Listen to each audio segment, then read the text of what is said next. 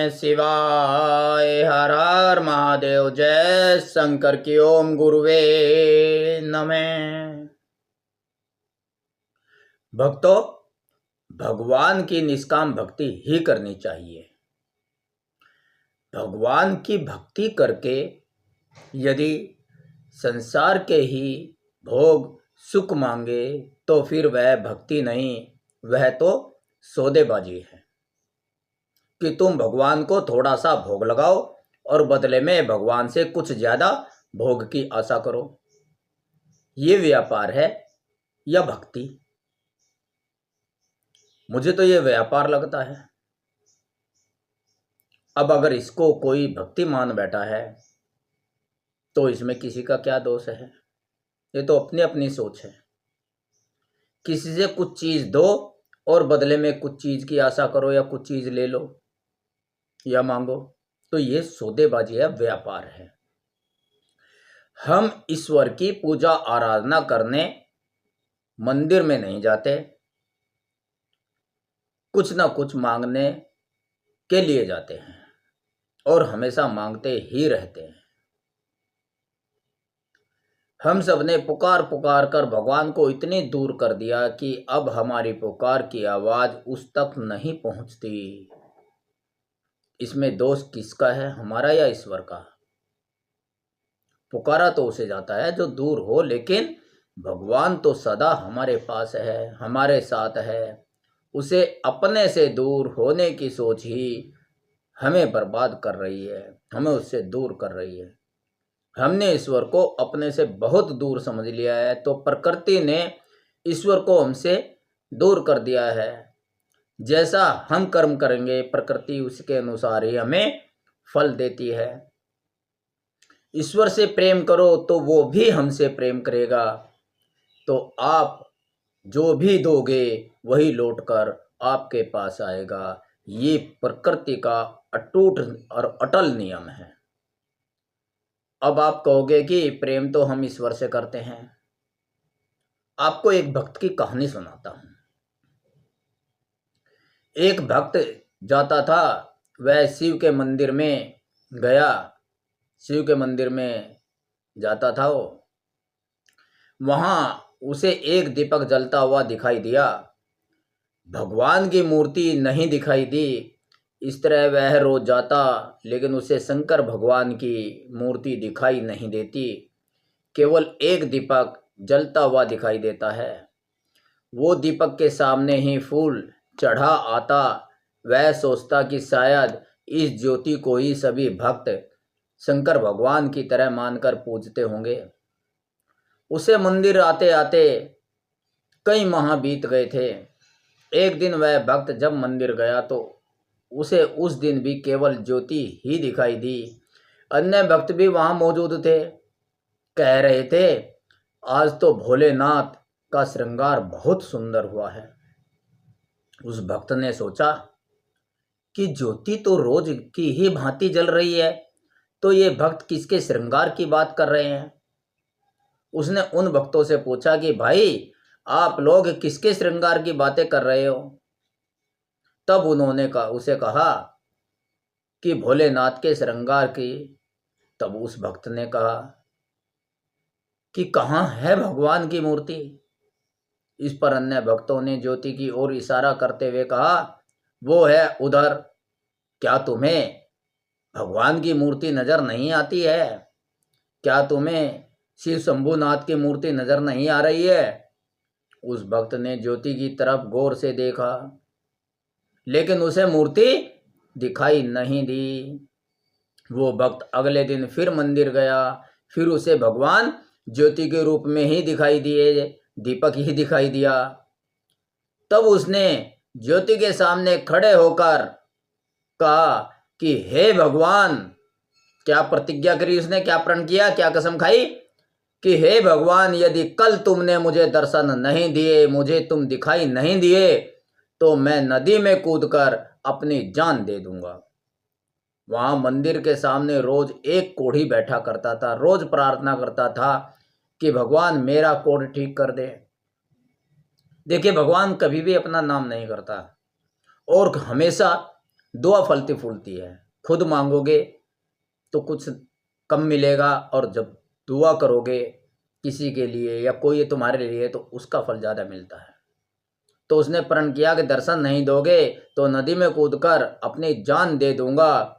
वहां मंदिर के सामने रोज एक कोढ़ी बैठा करता था। वह रोज प्रार्थना करता कि भगवान मेरा कोढ़ ठीक कर दे, भगवान मेरा कोढ़ ठीक कर दे। वह प्रार्थना करता लेकिन उसका कोढ़ ठीक नहीं हो रहा था। उस रात को कोढ़ी के सपने में भगवान आए। देखो, सपने पे विश्वास करके कोढ़ी क्या करता है। उस रात को कोढ़ी के सपने में भगवान आए और पूछा कि क्या तुम अपना कोढ़ ठीक करना चाहते हो। कोढ़ी ने सपने में जवाब दिया, हाँ भगवान, रोज तो आपके मंदिर में प्रार्थना करता हूँ इसी के लिए। आज आपने स्वप्न में दर्शन दिए हैं तो स्वप्न में ही सही मेरी विनती सुन तो लो। मैं चाहता हूँ मैं भी स्वस्थ हो जाऊं, मेरा भी स्वस्थ शरीर हो जाए, इस कोढ़ से मेरी निवृत्ति हो जाए, ये सही हो जाए। भगवान ने कहा कि जो भक्त रोज तुम्हारे पास से, तुम्हारे सामने से होकर मंदिर जाता है।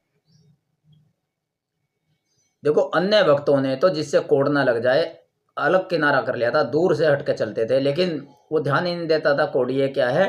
वो तो सच्चा भक्त था। तो भगवान ने सपने में कहा कि जो भक्त रोज तुम्हारे सामने से, तुम्हारे पास से होकर मंदिर जाता है, तुम उसके पैर पकड़ लेना और तब तक नहीं छोड़ना जब तक वह यह न बोल दे कि जाओ भोलेनाथ तेरा कोढ़ ठीक करेंगे। जब तक वो ये न बोल दे कि जाओ भोलेनाथ तेरा कोढ़ ठीक करें, तब तक उसके पैर मत छोड़ना। चाहे वो कितना भी कोशिश करे, कितना भी कहे, मारे भी पीटे भी, पर छोड़ना मत। अगले दिन सुबह जब वह भक्त आया तो उस कोढ़ी ने उसके पैर पकड़ लिए। उसने बहुत छुड़ाने की कोशिश की लेकिन कोढ़ी छोड़ने को तैयार ही नहीं था। जब काफी कोशिश करने के बाद कोढ़ी ने उसके भक्त के पैर नहीं छोड़े तो परेशान होकर, तंग होकर उस भक्त ने पूछा, भाई तुम्हें क्या चाहिए? कुछ खाने की सामग्री चाहिए, पैसा चाहिए, या क्या चाहिए तुम्हें? तुम मुझे बताओ। तुम मेरा पैर क्यों नहीं छोड़ रहे हो, मेरा पाँव क्यों नहीं छोड़ रहे हो? मैं भगवान के दर्शन के लिए जा रहा हूँ और आज प्रतिज्ञा मैंने की है कि अगर आज भगवान ने दर्शन नहीं किए तो नदी में कूदकर अपनी जान दे दूंगा। तो वैसे भी अगर दर्शन नहीं दिए तो मेरे तो प्राण जाने ही हैं, मुझे तो जान देनी ही है। तू मेरे पैर छोड़ दे भैया, तू मुझे मंदिर क्यों नहीं जाने दे रहा, मेरे पैर क्यों नहीं छोड़ रहे हो तुम? इस पर उस कोढ़ी ने जवाब दिया, जब तक आप यह नहीं कहेंगे कि जाओ भोलेनाथ तेरा कोढ़ ठीक करें, तब तक मैं आपके पांव नहीं छोड़ूंगा। भक्त ने बड़े उदार भाव से कहा कि भाई मेरे कहने या ना कहने से क्या होता है, ये तो प्रभु की कृपा से होता है। अगर मैं कह दूं क्या तुम्हारा कोढ़ ठीक हो जाएगा, तुम इतने दिनों से प्रार्थना कर रहे हो, तो मेरे एक बार कहने से क्या होगा? पर कोढ़ी मानने को तैयार नहीं था। उसने कहा, मुझे विश्वास है अगर आप कह दोगे मेरा कोढ़ ठीक हो जाएगा। आपको बस इतना करना है, इतना कहना है, जाओ भोलेनाथ तेरा कोढ़ ठीक करें और मैं पैर छोड़ दूंगा, आप भगवान के दर्शन कर लेना। जब वह कोढ़ी मानना नहीं तो अंत में उस भक्त ने कहा कि जाओ भोलेनाथ तेरा कोढ़ ठीक करें। कोढ़ी ने भक्त के पांव छोड़ दिए। भक्त मंदिर के अंदर आया तो उसे भगवान के दर्शन हुए। भगवान उसके सामने नजर आए, मूर्ति के रूप में नजर आ गई मूर्ति। भगवान के दर्शन हुए। उसने भगवान से पूछा, हे भगवान, आप आज तक मुझे दिखाई क्यों नहीं दिए? मुझे इसका कारण बताइए। क्या मैं इतना बड़ा पापी हूं?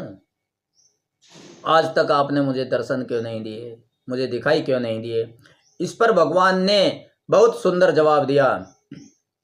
भगवान बोले कि यहाँ सभी लोग मुझसे कुछ ना कुछ मांगने आते हैं, भोग वस्तु की, सुख सुविधा की, कुछ न कुछ मांगते ही रहते हैं और रोज मांगते रहते हैं। मुझे उनसे आंख मिलाने में कोई हिचकिचाहट नहीं है। मैं उनका सामना कर सकता हूं, उनके सामने आ सकता हूं, क्योंकि वे तो मेरे से मांगते हैं, मांगते रहते हैं, स्वार्थ के लिए आते हैं, मतलब के लिए आते हैं। तो मतलबी लोग से आंख नहीं चुराई जाती ना। लेकिन जो संत महात्मा होता है तो उसके आगे तो आंख चुराई जाती है, मिलाई थोड़ा ही जाती है। तो भगवान ने कहा उनसे मैं आंख नहीं चुरा सकता, वो तो मतलब के लिए आते हैं, उनके सामने आने में मुझे कोई हिचकिचाहट नहीं, इसलिए उन्हें दिखाई देता हूँ मूर्ति के रूप में, चाहे किसी के रूप में। उन्हें तो मूर्ति ही नजर आती है, मैं तो नजर आता ही नहीं, क्योंकि जिस तरीके से उन्हें केवल अपना मतलब नजर आता है, तो इसलिए मैं भी उन्हें मूर्ति ही नजर आता हूँ। वे लोग अपने मतलब के लिए यहाँ आते हैं, लेकिन तुमने आज तक मुझसे अपने लिए कुछ नहीं मांगा, तो मैं तुमसे नजर नहीं मिला पा रहा था कि मैं तुम्हें दूं तो क्या दूं। तुम्हारी तो कोई इच्छा ही नहीं है, अंतर में भी नहीं, अंतर मन में भी नहीं, संतोष है तुम्हें जीवन से। तो तुम्हारी तो मनोकामना कुछ है ही नहीं, तुम्हारी चाहत तो कुछ है ही नहीं, तो भला मैं क्या दूं तुम्हें। तो यानी कि मैं दाता होते हुए भी तुम्हें कुछ नहीं दे पा रहा हूं, इसलिए मैं तुम्हारे नजर नहीं मिला पा रहा था, इसलिए तुम्हारे सामने प्रकट नहीं हुआ। और आज तुमने मुझसे उस कोढ़ी के लिए मांगा कि जब भोलेनाथ तेरा कोढ़ ठीक करें, उस कोढ़ी के लिए मांगा, अपने मतलब से नहीं मांगा। तो मैं तुम्हें नजर आ गया, तुमसे नजरें नहीं मिला रहा था जो, और आज तुमने मुझसे उस कोढ़ी के लिए मांगा, इसलिए आज मैं देने के लिए तुम्हारे सामने आ गया, दर्शन देने के लिए तुम्हारे सामने आ गया। तुमने आज भी अपने लिए कुछ नहीं मांगा, इसलिए आज से सदा मैं तेरे साथ हूं, और जब भी तू मुझे याद करेगा मैं तेरे सामने तुझे दर्शन दे दूंगा। किसी भी समय, सोते जागते, कभी भी तू मुझे याद करेगा तो मैं तुझे दर्शन जरूर दूंगा, तुझे दिखाई जरूर दूंगा। मैं सदा तेरे साथ हूं आज से। उसके इस तरह से बोलते हुए अन्य भक्तों ने भी देखा, बोले तुम किससे बातें कर रहे हो। तब उस भक्त ने कहा कि मैं भगवान से बातें कर रहा हूँ, भोलेनाथ से बातें कर रहा हूँ। उन भक्तों ने कहा कि पहले तो तुझे भगवान की मूर्ति नजर नहीं आ रही थी, कहता था कि मुझे तो कहीं मूर्ति नजर नहीं आ रही, हमसे पूछता था कि कहाँ है मूर्ति, कहाँ है भगवान, और आज कहता है कि भगवान से बात कर रहा है। देख वो भगवान की मूर्ति है, और भला मूर्ति भी कहीं बोला करती है, कहाँ है भगवान। आज वो भक्त कह रहे हैं उसे कि आज तक तो तुम हमारे से पूछता था कि यहाँ तो केवल दीपक जल रहा है, मूर्ति तो कहीं नहीं है, भगवान तो कहीं नजर नहीं आ रहे हैं, और आज कहता है भगवान से मेरी बात हो रही है, भगवान से बात कर रहा है। देख वो भगवान की मूर्ति है, भला मूर्ति भी कहीं बोला करती है। वे भक्त कह रहे हैं जो रोज भगवान की आरती करते थे, जिन्हें मूर्ति दिखाई देती थी, तो वो आज भी मूर्ति समझ रहे हैं, कह रहे हैं कि मूर्ति भी भला कहीं बोलती है, और जब बोलती नहीं है तो देगी क्या, और जब देती नहीं है तुम आरती किसकी उतार रहे हो, भगवान की या मूर्ति की। उन्हें मूर्ति नजर आ रही है कि तुझे भगवान की मूर्ति नजर आ रही है, और आज यह भी कह रहा है कि भगवान मुझसे बोल रहे हैं, मुझसे बात कर रहे हैं। मूर्ति भी कहीं बोला करती है, हमें तो तू पागल लगता है। वह कहा कि आज तक तो तुझे दिखाई नहीं दे रही, तेरा आज भगवान बोल भी रहे हैं, मूर्ति बोल भी रही है, हमें तो तू पागल लगता है। और सभी ने उसका मजाक उड़ाया। वह भक्त रोज आता, कोढ़ी भी रोज उसके पैर छूता, वह भक्त रोज भगवान की पूजा करता। अन्य भक्त कोढ़ी से किनारा करते कि कहीं उन्हें भी कोढ़ न हो जाए, और कहते कि तू उसके पैर क्यों छूता है। वह कोढ़ी कहता है कि उनके पांव छूने से मेरा कोढ़ एक दिन ठीक हो जाएगा।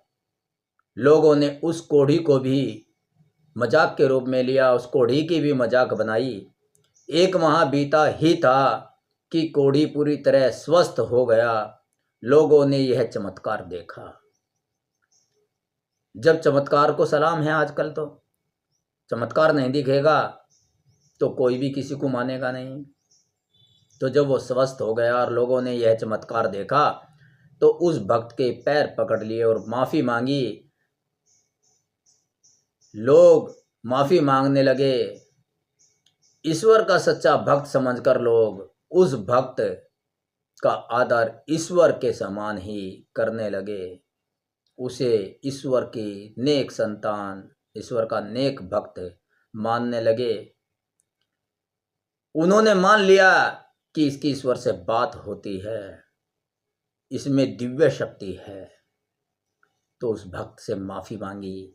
उस भक्त ने भी माफ़ कर दिया कि मैं माफ़ कौन होता हूँ करने वाला, मैं तो एक मामूली सा इंसान हूँ। माफ़ी मांगनी है तो उस ईश्वर से मांगो।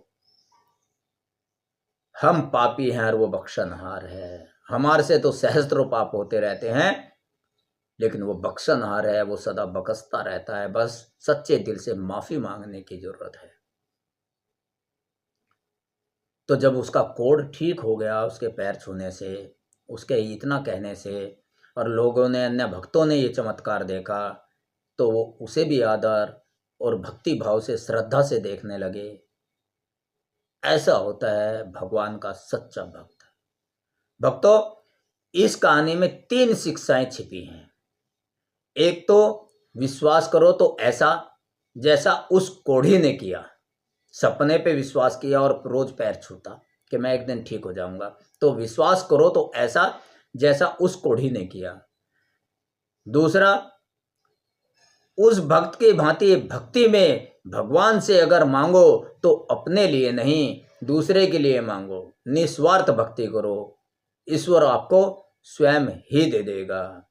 तीसरी शिक्षा यह है कि किसी का मजाक न उड़ाओ। न जाने किस वेश में भगवान आपकी परीक्षा लेने आ जाए और गलती से आप भगवान की ही मजाक उड़ा डालो। तो इसलिए तीसरी शिक्षा यह है, किसी का मजाक न उड़ाओ। क्या पता भगवान आपकी परीक्षा ले रहा हो। भगवान आप सबको अपनी अटूट भक्ति प्रदान करे। इन्हीं दुआओं के साथ ओम नमः शिवाय। हर हर महादेव। जय शंकर की। ओम गुरुवे नमः।